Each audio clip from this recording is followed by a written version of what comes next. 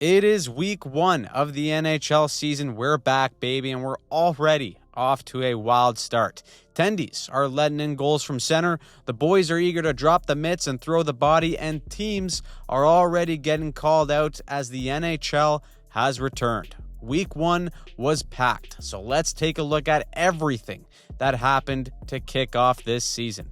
Now, right away, we start off the week cooking, and why not, eh? Just jump right into it. Game started Tuesday, but Monday was the day where everything started to heat up, and boy, did it ever. First, Connor McDavid is Connor McStavid. He signs a 2-year extension at $12.5 million AAV. That's the same damn deal he's got right now, and yeah, you heard that right. $12.5 million. Ladies and gentlemen, hug your closest Leaf fan there in shambles hearing that news, and also congratulate Oilers fans because this means the window is extended. The biggest hometown discount ever because the man wants to win more than anything on this planet. McJesus has put the league on notice with this deal. 3 more years to win in Edmonton or else he's pretty much as good as gone. Then, the Department of Panthers Safety steps right out to lay down the law. On the weekend, the Panthers and Lightning went to a fight and a preseason hockey game broke out. A combined 13 ejections in this game. Both benches looked like an 11 p.m. beer league game. The league dropped the hammer, suspending Tampa's J.J. Moser and Scott Saborn for 2 games after things got a little bit greasy during the preseason. These two teams hate each other. It's awesome. Give me all the violence and hate between these two teams this season. I love it. The Battle of Florida is alive. And that was just Monday. The puck hadn't even dropped yet, but it all started on Tuesday with a triple header, and kicking off the season are the defending champs in the Panthers and the Chicago Bedards. Chicago is looking to get rid of that name this season, so out of the gate comes Frankie Nazar. Signs a big ticket in the summer, gets a B-way, and scores the first goal of the NHL season. He looked dynamite too all night. He had 2 points in the game. Florida says, all right, let's dig in here. We got a tilt in game 1. Fire me up. AJ Greer versus Nick Foligno. Couple rights, couple lefts, sit for 5 minutes, and then move on. Best player in this one, though, was Spencer Knight. Being a goaltender on Chicago is a fate I wouldn't wish on my worst enemy, but he was dynamite. He made some huge saves to keep the Hawks in this one. He stopped 34 of 37 shots, but it still wasn't enough. Typical Blackhawks fashion. Jesper Boqvist becomes Jose Canseco, bats it out of the air. That's the game winner. The whole league remains sick to their stomach watching Brad Marchand celebrate by getting rats shot at him. Defending cup champs take the 2 points and say suck it. Next was the Penguins and the Rangers. 2 teams who royally disappointed their fans last season are in for a Rochambeau. JT Miller, the 29th captain in Rangers history, leads the boys out, and that's about all the cheering Rangers fans did in this one. The Penguins, who are in full rebuild mode, come in and shut out their former coach Mike Sullivan. Everyone is talking about Sid's future coming into this season, but how about Geno Malkin? 2 assists in this one for him. He had some pep in the step. It's going to be hilarious when he becomes a Panther for a 6th-round pick at the deadline this year. Artur Silovs also looked really good. He gets the first shutty of the season. Pittsburgh keeps Shanghai Jerry on the bench, and it pays off with a 3-0 win. That means Dan Hughes picks up his first win as a head coach, while the Rangers lay an absolute egg in their home opener. A lot of people have the Rangers bouncing back this year, but that was a stinker, not a good start. Finally, it's the Kings versus the Avs. Big boy West hockey right away here. Josh the Marilyn Manson absolutely dummies Warren Fogle. Jeff Mallett steps right up, says, no sir, you cannot do that. We're dropping him. The Avs, though, they look good all around in this game. They got their cap back with Gabriel Landeskog playing his first regular season game in 3.5 years, and the big boys all got their cookies in this one. The Nate Dogg, 2 apples, passes Joe Sakic for most points in Avs history. Then you got Marty Necas, who still needs a new deal for next season, so he goes off for 2 goals and says, get my damn agent on the phone. Makar is still a slick Rick out there, dancing by wingers on the blue line as the Avs win 4-1. We are high-stepping out of the gate here for the first night of hockey. It's so good to be back, and that means we can finally go to meaningful games again. thanks to our friends at SeatGeek. SeatGeek is the best app for finding deals on tickets by rating them on a scale of 1 to 10 so that you know if you're getting a good deal. If it's red, no bueno, don't touch that. If it's green, that's a gem and you should snatch up those tickets. The season is here. I'm going to be all over the app checking for last minute deals on tickets to get into the Yacht Club at Leaf games, and you could do the same too for your local team if you download the app. You got to know we have a code for you guys from SeatGeek. You can use code HOCKEY20 2025 for 10% off your next set of tickets at SeatGeek. That's 10% off any tickets with promo code Hockey2025. So make sure you click the link in the description to download the app and have the code automatically added to your account so that you can use it later. Big thanks as always to SeatGeek for sponsoring our weekly recaps this year, and now we can get into the mix for Wednesday's games. Starting off Wednesday was the Leafs versus the Habs. Expectations are still huge for both of these teams. The Leafs are trying to prove that they will somehow be better without Mitch Marner, while the Habs are trying to take the next step after a good last season. We jump right into this one 2-2. Halfway through the third, Morgan Rielly on the doorstep gives Toronto the lead, and he needs a big season after a tough year. To me, he looked like Toronto's best player all night, aside from Anthony Stolarz, who was also solid in between the pipes, stopping 29 of 31. The big boys and Matthews and Nylander all got their cookies on empty netters, and yet the Yacht Club at Scotiabank Arena was the loudest it was all night when they showed the Jays scoring on the Jumbotron. There was no way the Yacht Club was getting that loud for the Leafs. The city of Toronto is already in parade mode, and the Leafs winning the home opener keeps the party going. Moving on to Boston versus Washington. Alexander Ovechkin, the new goal-scoring GOAT, heads into what might be his final season in the NHL. Boston, on the other hand, are coming off one of the most miserable seasons in their last 20 years, but David Pastrnak is a man possessed. Over the last 3 seasons, he scored a combined 138 points over the next highest scorer on his team. This man is the very definition of most valuable player to his team, and he's off to another hot start. He scores the first goal of the game. Tommy Boy Wilson tries to get the Caps going by steamrolling a guy, but Pasta was on the menu tonight. He adds another 2 assists, casual 3-point night for him. Boston looked pretty solid under new head coach Marco Sturm, and they could be a sleeper this year with everyone healthy and in camp, but who knows? It's the first game, relax. Then it's a new era in Vegas. Mitch Marner's first game as a Golden Knight is here. This one was a little bit of a barn burner. It's not often you see two teams blow separate 2-goal leads in the same game. Kings take a 5-minute penalty, and Pavel score a 3-of, gets 2 to complete the Hattie. Buddy had 35 tucks last season. Fantasy steal, if you ask me. But then the Knights started feeling it, and Mitch Marner shows Vegas what he does best. Cheeky little slip pass that's gorgeous right to Eichel. He signed an 8-year, $13.5 million extension before the game. How about that for a night? That top line started buzzing in the latter half, but the Kings tie it back up. It goes to a shootout. Marner needs to score to keep Vegas alive, and he doesn't. Leaf fans say we've seen all that before, but the Kings take it after a ballsy effort. Finally, it's the Battle of Alberta. Connor McDavid gets a nice standing ovation after agreeing to be paid minimum wage to be an Oiler, and he comes out cooking. 2 points right out of the gate. The power play's looking lethal. Mangiapane, that Italian stallion, is looking like a good fit, but if you know the Flames, they're always in for a dogfight just like last season. They get 1, 2, and then Skinner with a hand-tossed pizza right to Blake Coleman. Just leaves it on a platter for him to poke it home right between the wickets. Bouchard's like, what the fuck are you doing, man? It's a tie game, and if it wasn't for the Wolfpack Dustin Wolf, Edmonton would have won this in regulation or an OT. Instead, it's 8 rounds of a shootout later. Nazem Kadri says enough, forehand, backhand, twine. Let's go home. Flames come back after being down 3-0 in a dog of a win. McDavid's brilliance is once again overshadowed by mediocre goaltending. However, Thursday was the day that things truly got rolling here. 14 games on, our first Bettman special of the year with no games on Friday, so let's kick it into high gear. Islanders, Penguins, the highly anticipated first overall pick. Matthew Schaefer makes his NHL debut. Kid looked pretty damn good for someone who turned 18 a month ago. He gets his first NHL point after a silky feed to Jonathan Drouin. He's the youngest defenseman to score a point in the expansion era. Islanders fans love hearing that. The Penguins, though, they're already ruining their lottery chances because Justin Brazeau and Evgeny Malkin are on fire. Brazeau's finest gets the second game winner in a row. Malkin, another goal and 2 assists. The guy can't wait to be a Panther. Penguins are 2-0. Keep the change. On to the Habs versus Red Wings. Is this finally the year the Yzer plan works and Detroit doesn't royally fumble getting into the playoffs? Well, getting Tendy John Gibson should help.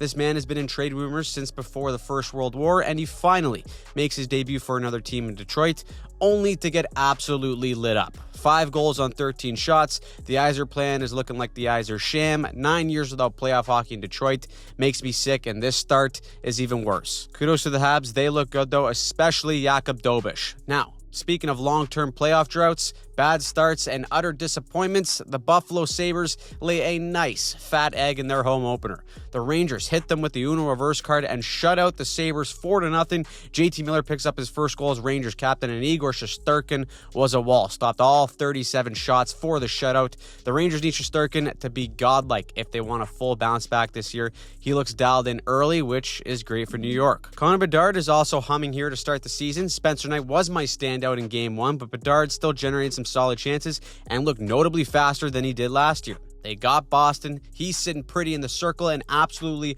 wires one for his first of the year. Just an FU type of release, world beater. However, this one would need OT, and Jonas Korpisalo puts on a show. First, he robs Frankie Nazar, says nah, and then seconds later, Bedard on a B-way. Nope. Korpisalo's feeling glovely. He snags that bad boy and keeps Boston alive. They then come down on a 2-0. It's the rookie, Fraser Minton. He buries another Leaf prospect that'll probably turn into a dog for Boston. The Bruins are 2-0 on the year. So are the Panthers. Shocker. They got Philly, who has Rick Tocchet debuting as their head coach. Darth Vladar is the chosen one. Poor guy was like Goldberg in the Mighty Ducks, just strapped to the post, facing 34 shots from the Cup winners. Brad Marchand, the Rat King, ends up whipping one from Jupiter. It goes under the bar. That's the game winner. No Barkov, no Kachuk, don't matter. Panthers win. Everyone's mad because they're bad and they can't keep up with the Cup champs. Now, two teams in the Atlantic who could really make some noise is Tampa and Ottawa, and they're starting it with a bang. First, it was a heavyweight tilt between the two Curtises, Curtis McDermott and the 6'9 behemoth Curtis Douglas. Yeah, Douglas, first NHL shift, wants to drop him. Love it. Get this guy a beer.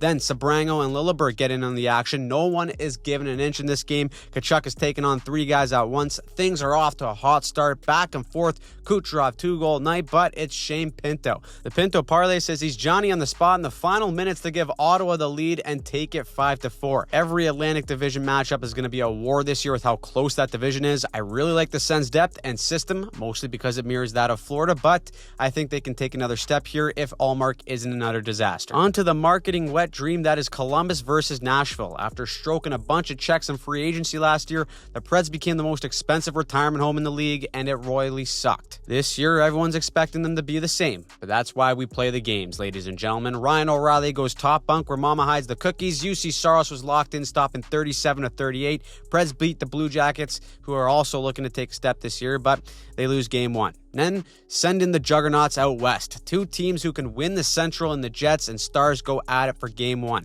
Jets fans have a lot to be excited about, though. Jonathan Toews makes his return to hockey after finding himself in India, and Kyle Connor signed an 8-year extension at $12 million a season. Show that man the money, and he comes right out to get a hattie. The Stars had a 5-1 lead at one point in this game. Hellebuck IC is still in playoff mode. That'll change as the season goes on, but the Jets fall short of the comeback as Dallas holds on to the win 5-4. The Moose, Mikko Rantanen, had 3 points, by the way. A full camp in Dallas and no contract distraction could mean a huge year for him. Speaking of contracts, Kirill Kaprizov will become the highest paid player in the NHL next season, making $17 million a year. Buddy better be figuring out the theory of relativity in Minnesota for that kind of money, but this is the type of game that makes you think, all right, maybe it ain't all that bad.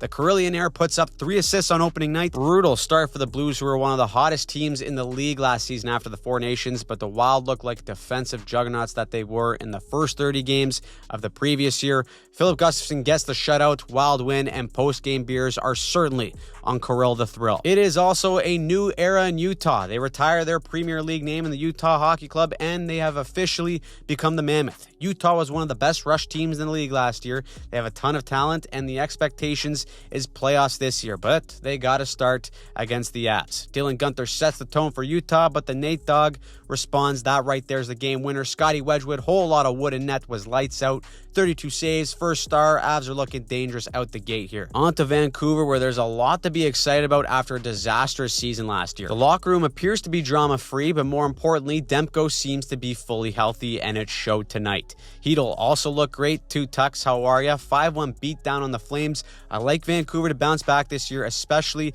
if Hughes is also healthy for a full 82. That being said, there's a lot of teams this season season that could be way better than they were last year, and one of them is the Ducks. New coach, kids are coming into their own. Beckett Seneke is scoring his first NHL goal on his first shift. Things look good. Ducks could be fun this year, but Seattle is sick of being mid. Joey Decord, 35 stops. New guy in town, Mason Marchment, gets the game winner. Kraken win 3-1. Good start for them. Then, finally, it's the 2026 future Stanley Cup champion San Jose Sharks going up against the Vegas Golden Knights. Buckle up for this. Sharks are up 3-2 late in the third. They're shutting down Vegas in the neutral zone. Empty cage. Sir William Eklund, all he has to do is just put it home, and he can't do it. Gets a wraparound, but it's stuffed. Eichel comes the other way, is forced to dump it in. Nedeljkovic goes to front it, and oh no. The Vesa Toskala special just bounces right by him. Vegas ties up the game off a dump-in. That right there is our SeatGeek goal of the week. Just a snipe from center ice, beer league style. The torture isn't over yet for San Jose. To OT we go. Nedeljkovic goes for the encore. Comes out to play the puck. Whoop! Caught with your pants down. He's 2 to 3 business days away from the net. Riley Smith puts it in, and the Sharks lose in the most Sharks way possible to end the first wild night of hockey in the NHL. Now, of course, like I said earlier, there was no games on Friday, which is absolutely ridiculous for the first week of hockey. So here's a picture of Gary Bettman to represent Friday's lack of hockey in general. However, that does mean that Saturday is absolutely bananas. 16 games, all 32 teams. You thought Thursday was packed? Well, get ready for this. Jets versus Kings kick us off, and not even 10 minutes in, we're throwing punches. Remember what I said about Hellbuck being in playoff form? Yep, he's telling me to shut the hell up in this one. 30 saves, Mark Scheifele, 2 tucks, including the winner. Jets want to own the league again, and this looked more like him from last year. Kings are already 1-2. Everyone looked at their signings on D this offseason, said yikes, and so far, it's no bueno. Then a little midday action between the Flames and Blues, and how about this? Open net, the Wolfpack says, here's a paddle for you, you silly goose. Nice try, pal, but that's an early save of the year candidate. Tell your neighbor about that one, but don't bother telling Jake Neighbors. He got 2 goals in this game, and he helped St. Louis pick up their first dub on the season. Now, if you didn't see, Sabres fans are already crashing out after getting shut out in Game 1, and I don't blame them one bit. In the first 20 minutes against Boston, they outshot them 16-1 in the first period. Holy smokes, are they bad. They did score, but it didn't matter. Boston ends as Week 1 wagons going 3-0. That's surprising. Turns out Tampa wants to be asleep at the wheel to start too. Jersey was up 3-0 by the end of the first in this one. Luke Hughes already has 4 points in 2 games. Devils take care of business, and the Lightning allow 5 goals in back-to-back games. Bag skate coming up for the fellas. Meanwhile, the Rangers get to double dip with the Penguins. Mike Sullivan gets a tribute, holds back the waterworks, and then says that's enough. 6-1 spanking as revenge for opening night. Adam Fox 2 goals. Shesterkin has been a wall so far. Only 2 goals allowed in his first 3 games. Start spreading the news. The Rangers could be back. Over on Long Island, Ovi is back to absolutely trucking, guys. 250 of Russian machine, buddy. He's still looking for his first of the year, but not the kid. Matthew Schaefer just lurking in the weeds. He sees the loose puck. He goes sliding in with the diving Pocahontas. That's his first career NHL goal. The Island start chanting his name. What a week for the guy. He played 26 minutes in this game, probably because the Islanders' defense are so bad, but he's looked fantastic to start his career. Caps win 4-2, though. The Belarusian bear, Alexei Protas, with a tidy 3-point performance. Then an original 6 matchup between the Habs and Hawks means let's get physical. Frankie Nazar has been great early on, but then boom. Northbound on the southbound freeway, look out, clean hit. So in the modern NHL, that means everyone's got to drop him. 2 scraps going on at the same time. Everyone grab a guy, mix in a couple of chirps, and then keep her going. This one's tied 2-2 in the dying seconds of the third. Spencer Knight loses his stick. Goalie throws one on net. It finds a way, and the Habs steal one. Side note, Zach Bolduc for the Habs is looking like a steal early on this season. What a pickup for them. It is also unfortunate that I have to inform everyone that the Panthers are still an unstoppable force. They roll over the Senators 6-2, went 3 for 5 on the power play, and the goddamn Rat King Brad Marchand scores again. The Cats are dogs. They stay undefeated. Now, we may just be a game into the Red Wings season, but Coach Todd McClellan decided to speed run the inevitable team call-out press conference. It is year 1,000 of the Yzer plan. Guys have been here forever, and now's the time to get going here. Down 2-0 in the first, it's a fantastic time to play the Maple Leafs. Patty Kane turns back the clock, goal. 2 assists, comeback win. Parade's canceled in Toronto, but at least they got the Jays. And we didn't even make it through 1 week, and we already got our first goalie interference controversy. Bobby Brink takes it to the rink, buries the OT winner. Philly wins? Nope. Give Gary Bettman a call. It's goalie interference. Sanheim brushes Freddie. Goals called back. Seth Jarvis tucks and says, now you guys can leave. And it's just been a bad week for Philly sports teams. It's time to check in on the soon-to-be richest man in hockey, the Karillionaire, Kaprizov. 2 goals and an assist, but he wasn't even the best Kirill in this game. Kirill Marchenko got a hattie for Columbus. He had a monster year last season, and I expect more this year. The Blue Jackets offense was humming in this one. They put up 7 against Minnesota in the win. Next up was the Ice Age matchup between the Mammoth versus Predators. Nashville's roster is as old as the Ice Age, and the youth of Utah shined. Cooley, McBain, and then Dylan Gunther for the win. OT net drive, and a nice little reminder for Saros to close his damn legs. First win in Mammoth history. It's also time for the return of the Moose. Last time Rantanen played his old team, he put up a hattie in Game 7 and sent them to Bora Bora for the summer. This one, though, the big boys were again eating for the Avs. Natchez and McKinnon are a hard attack on skates. Those two operate at a completely different speed than everyone else on the ice. 3 points each for them in this game, and yet, somehow, Jake Ottinger was better. OT, he robs Natchez with the leather, shuts the door in the shootout, has 35 saves on the night, and of course, the shootout winner ends up going to Mikko Rantanen. It's the trade that keeps on haunting for Colorado. Now, personally, I haven't been fired up for a Ducks versus Sharks game since 2014, but damn it, we're back, baby. What an absolute barn burner we had here, folks. Back and forth trading goals. The PETA guy from Sausage Party and Chris Kreider is now a Duck and down by 1. He gets his second of the night in the final minute to tie the game. It was 6-6 going into OT, because why the hell not? Uncle Leo Carlson has a 2-on-1. He rips it so fast, Askarov doesn't even move. That's all she wrote, because the Ducks fly together. Then on to Seattle, where if you haven't picked up Pavel Dorofeyev yet in fantasy hockey, you are sleeping at the wheel. Guy scores again. He already has his 5th of the season. Every Vegas game so far this year has needed overtime, but Jared McCann is home alone in front, eats a trip from Marner while tucking one. Kraken win it. And then finally, it was Vancouver versus Edmonton. Evander Kane comes back to play his old team and tells Regula, watch where you're going, kiddo. Just levels him. Also, we got to piss test some of these goalies in week 1. Look at this on the doorstep. Leon Draisaitl, the German surgeon, wide open net. Thatcher Demko says, nah, doing the dirty bird on his belly and everything. He just picks that one out of the air. This game could have been uglier if it wasn't for Demko. 34 saves on 36 shots, but the Oilers find a way, and Calvin Pickard picks up the first dub for Edmonton to end the first chaotic week of hockey. So, what did you think of week 1? Who surprised you? Who pissed you off? Let us know in the comments down below. And if you're new to the channel, we do these weekly recaps every single week. So, subscribe to the channel if you haven't already. We also do breakdowns on teams and players throughout the week, so keep an eye on the channel for that. And as always, we'll see you in the next one.